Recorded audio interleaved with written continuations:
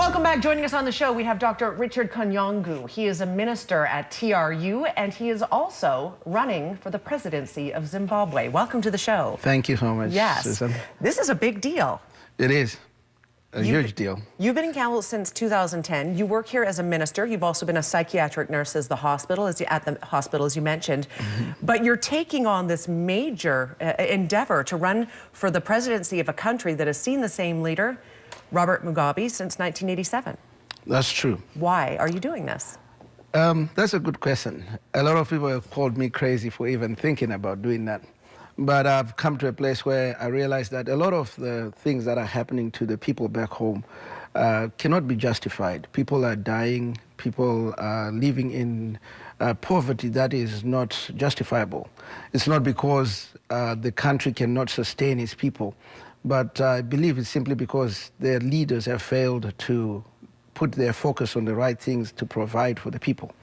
And whilst I have a comfortable life here and I can afford most of the things that I need, I'm finding it more difficult to sleep at night knowing that there are people who are not sleeping because they don't have places to sleep at, people who don't know whether they're going to eat the next day. And these things are things that we can solve. Yes. Yeah. How many other people right now have put their hat into the ring for this position? How many others do you know of? I know of 4 other parties that are running, but we are open in our approach to working with like-minded people. Yes. But we're being very careful to say that even as we talk about working with like-minded people, we're not going to contaminate our vision with people who have the wrong motivations. Okay.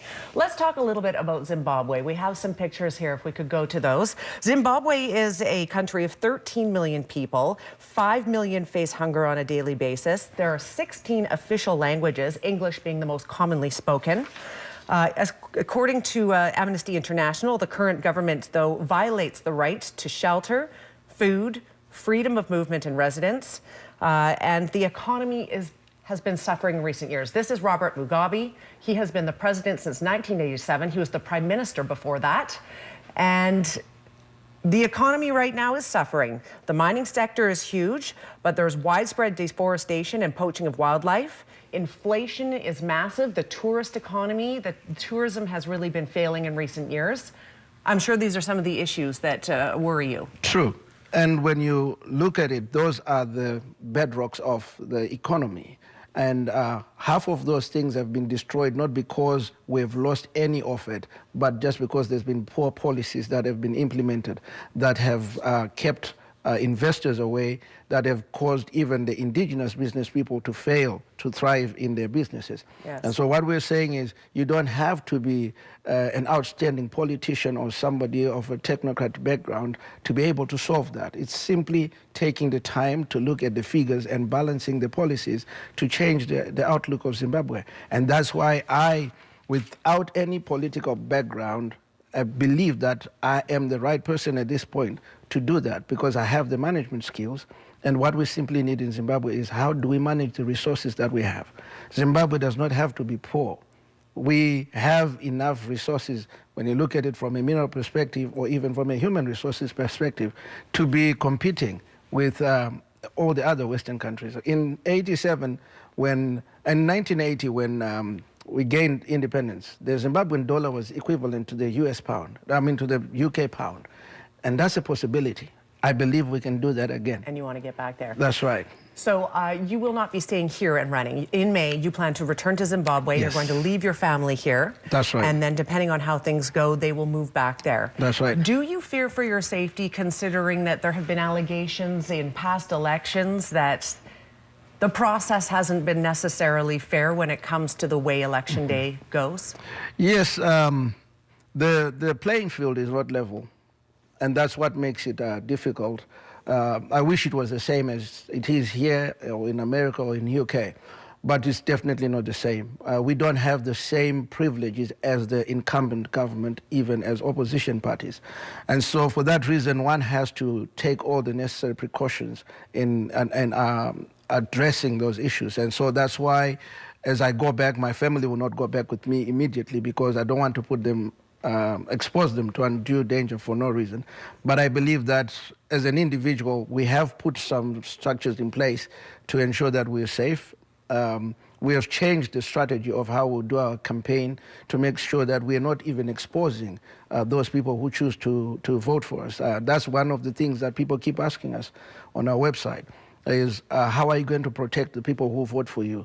And so in addressing that, we have changed how we will do our campaign. And we are focusing more on the one-to-one approach and also using outlets like this one, where we can reach out to the millions of Zimbabweans that are outside of Zimbabwe, who still have an influence on the Zimbabweans that are inside the country.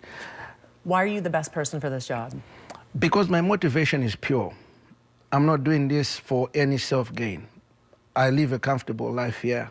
I consider myself to be rich considering where I came from, to be where I am today. But I'm willing to leave that to ensure that somebody else has that same opportunity. So my motivations are not for personal gain, which is the biggest problem that we have in African politics. Most of the African politicians go into politics for what they can get for themselves.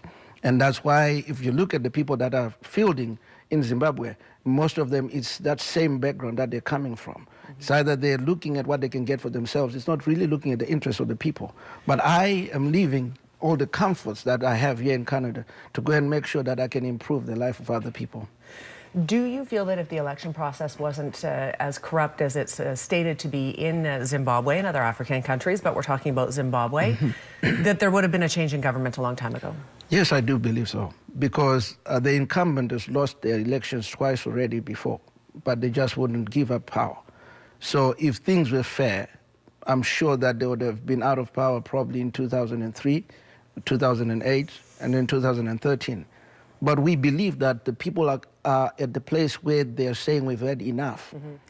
Mugabe is 93 years old.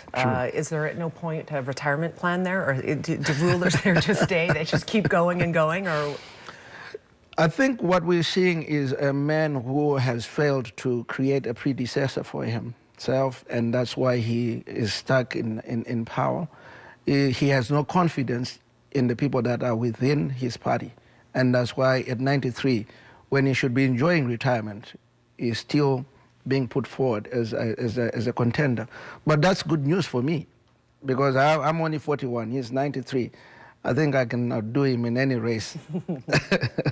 What a pleasure, Richard, to have you on the show. Our time is sadly already up, how quickly it goes.